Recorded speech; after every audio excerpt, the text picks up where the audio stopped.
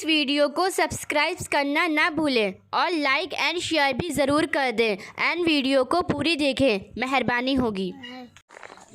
الحمدللہ نحمده ونستعینه ونستغفره ونؤمن به ونتوکل علیہ ونعوذ باللہ من شرور انفسنا ومن سیئات اعمالنا من يهده الله فلا مضل له ومن يضلله فلا هادي له ونشهد أن لا إله إلا الله وحده لا شريك له ونشهد أن محمدا عبده ورسوله وقال الله تبارك وتعالى في القرآن المجيد والفرقان الحميد وما أرسلناك إلا مبشرا ونظيرا وداعيا إلى الله بإذنه وسراجا منيرا صدق الله ورسوله النبي الكريم ونحن على ذلك لمن الشاهدين والشاكرين والحمد لله رب العالمين صلاة وسلاما على رسول الله صلی اللہ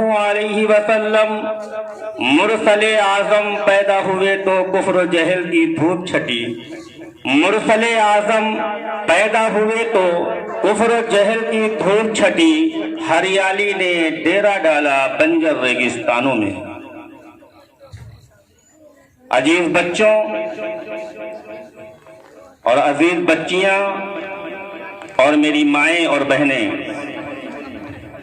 مدرسے کے تمام معلم و معلمات، یہ اللہ رب العزت کا احسان ہے، اس کا کرم ہے کہ اللہ تبارک و تعالی نے ہمیں اور آپ کو صرف اور صرف دین اور دین کی باتوں کو سننے کے لیے ایک جگہ جمع ہونے کی توفیق مرحمت فرمائی۔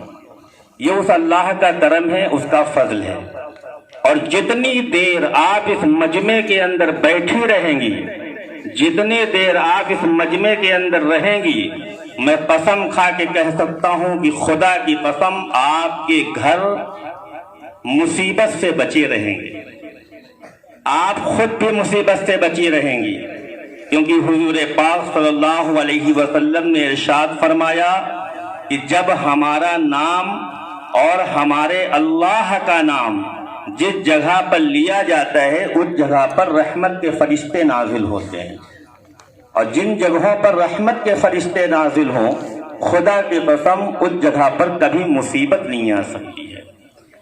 یہاں پر میری مائیں اور بہنیں بیٹھی ہیں اور اللہ اور اس کے رسول کے واسطے سے یہاں جمع ہوئیں، کیونکہ یہ مدرسے کے بچوں کا پروگرام تھا، اور مدرسے کے بچوں نے اپنے پوری طاقت اور اپنے پورے حوصلے کے ساتھ آپ حضرات کے سامنے نعتیں پڑھیں، آپ حضرات کے سامنے تقاریر کی، آپ حضرات کے سامنے مکالمات پیش کیے، اور آپ حضرات سنا غور سے، اور یہی بچے آگے چل کر آپ کے لیے ایسا ذریعہ بنیں گے جو ابھی نہیں پتہ چلتا، ابھی نہیں پتہ چلے گا، کیونکہ جب کوئی چیز موجود ہوتی ہے تو اس کا اندازہ نہیں ہوتا ہے، جب وہ چیز اپنے پاس سے چلی جاتی ہے تب اس کا اندازہ ہوتا ہے۔ جیسے مثال کے طور پر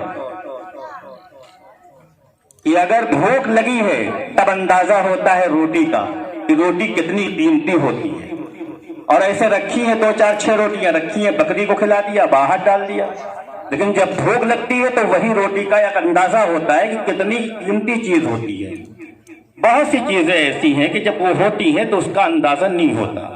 تو یہ بچے جو آج چھوٹے دکھ رہے ہیں، ننھے دکھ رہے ہیں، کل آنے والے دنوں میں ان کا مستقبل سنورے گا، اور یہ بچے بڑے ہو کر حافظ قرآن بنیں گے، عالم قرآن بنیں گے، قاری قرآن بنیں گے، مفتی قرآن بنیں گے، شریعت کے کھیونہارے بنیں گے، آقائے دو جہاں کے ماننے والے بنیں گے، اللہ کی عبادت کرنے والے بنیں گے، زمین پر عبادت کرنے والے بنیں گے، آپ حضرات کا نام روشن کرنے والے بنیں گے۔ اور جب ہم اور آپ دنیا میں نہیں ہوں گے، جب ہمیں قبر کے اندر رکھا جائے گا، اس وقت یہی بچے جب قرآن کریم پڑھیں گے تو اس کا ثواب ہم کو ملے گا۔ اس قبر کے اندر جس کے اندر لیمپ نہیں ہوتا، اس قبر کے اندر جس کے اندر ٹیوب لائٹ نہیں ہوتی، اس قبر کے اندر جس کے اندر بلب نہیں ہوتا، پٹرے رکھ دیے جاتے ہیں، چاروں طرف سے بند ہوتی ہے قبر، کہیں سے کوئی سوراخ نہیں ہوتا، اور اس کے بعد اس پہ پٹرے رکھ دیے جاتے ہیں، صرف واحد ایک انسان اس کے اندر ہوتا ہے۔ اور اگر کوئی یہ سوچے کہ ہم تو مر گئے، کام ختم ہو گیا، نہیں، جب پٹرے رکھ دیے جائیں گے اور پٹرے رکھ دینے کے بعد ان پٹروں پر مٹی ڈال دی جائے گی تو دو فرشتے آئیں گے اور دو فرشتے جگائیں گے اور جگا کے پوچھیں گے بتا تو دنیا میں کیا کرتا تھا، بتا تو دنیا میں کیا کرتی تھی، اپنے شوہر کی اتباع کرتی تھی یا نہیں کرتی تھی، اپنے شوہر کی بات مانتی تھی یا نہیں مانتی تھی، بتا غیر محرم سے پردہ کرتی تھی یا نہیں کرتی تھی، بتا اپنے گھر کے اندر تو اپنے کیا کہتے ہیں شوہر کے مال کی حفاظت کرتی تھی یا نہیں کرتی تھی، اپنے شوہر کی عزت کرتی تھی یا نہیں کرتی تھی، اپنے بچوں کی کیا کہتے ہیں آبروریزی اور اپنے بچوں کی صحیح تربیت کرتی تھی یا نہیں کرتی تھی۔ اس وقت یہ سب سوال ہوں گے تو ہم جواب نہیں دے پائیں گے۔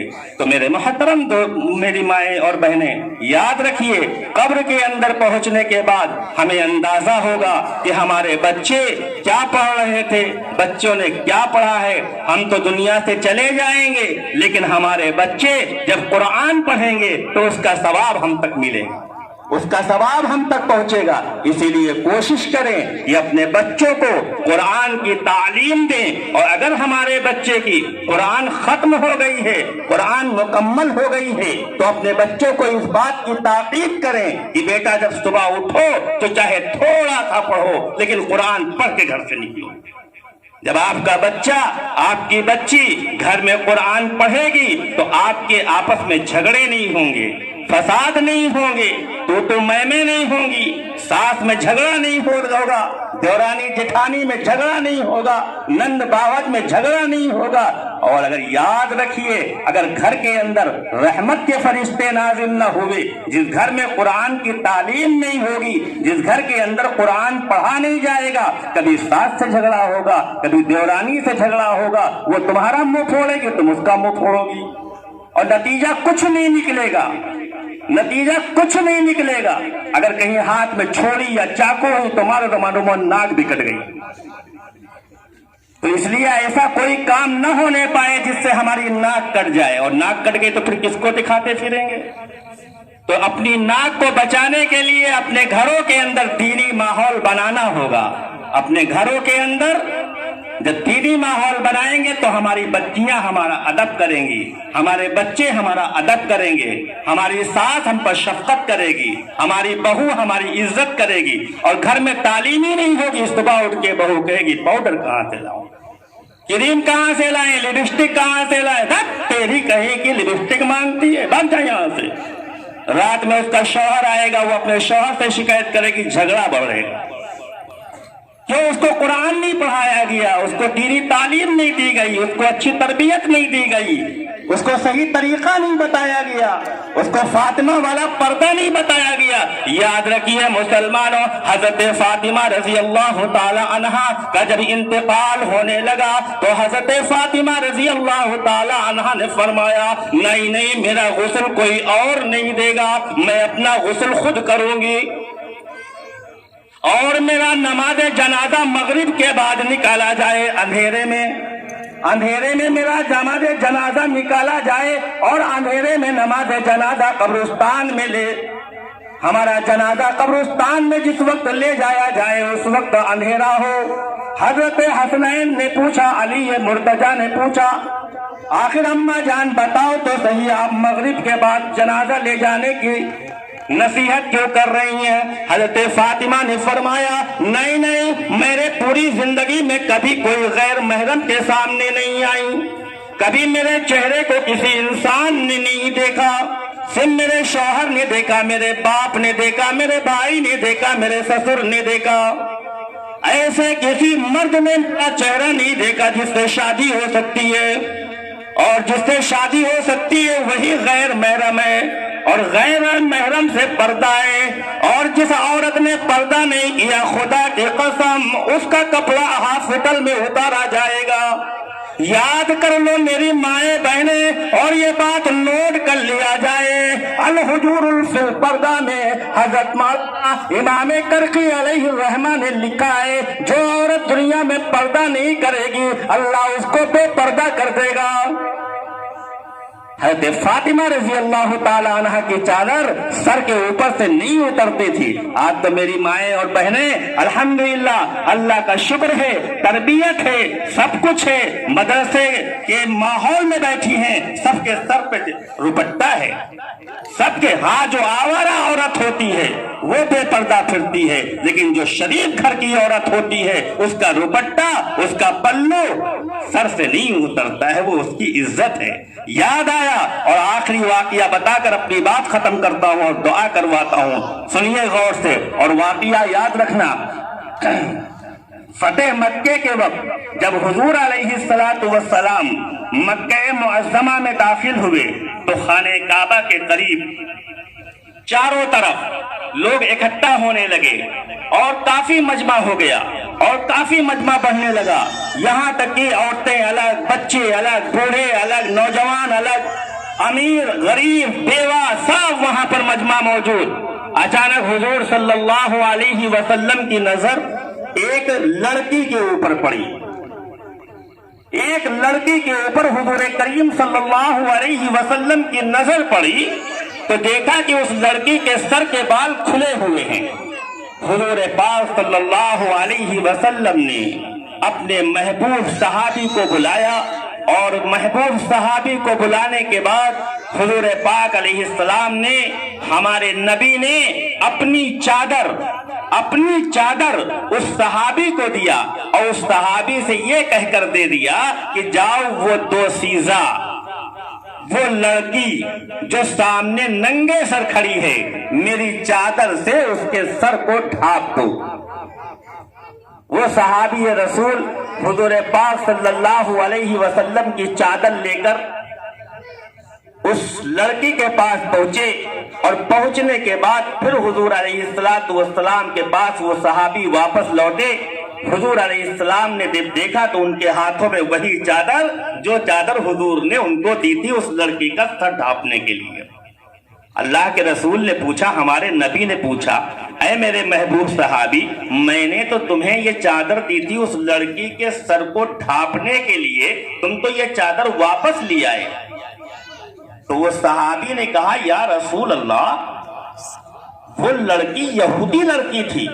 जब मैं करीब पहुंचा तो मुझे मालूम हुआ कि वो मुसलमान लड़की नहीं थी, वो लड़की एक यहूदी, और जो यहूदी थी इसलिए वो उसका सर नापाक था, उसका सर नापाक था, उसका जिस्म नापाक था और चादर आपकी पाक थी।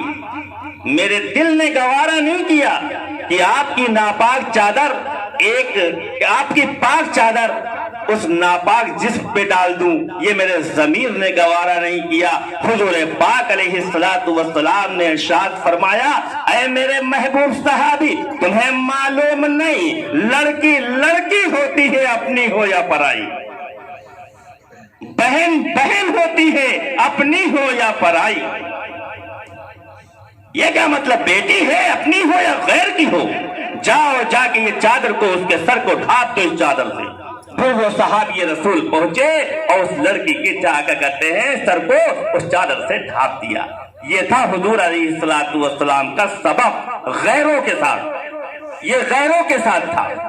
अगर आज हमारा भी यही माहौल हो जाए, हमारा भी यही मामला हो जाए, या हमारा भी यही माशरा हो जाए, तो आज हमारे घरों के अंदर भी रहमत आने लगी। तो इंशाअल्लाह 3 चीजों का अहद कीजिए आप लोग, 3 चीजों का इरादा कीजिए और 3 चीजों का हमसे वादा कीजिए कि ये तीनों काम हम जरूर करेंगे। नंबर 1 पे तो पर्दे का एहतमाम करेंगे ना। जिसको पर्दे का एहतमाम करना है जरा हाथ उठावे जरा।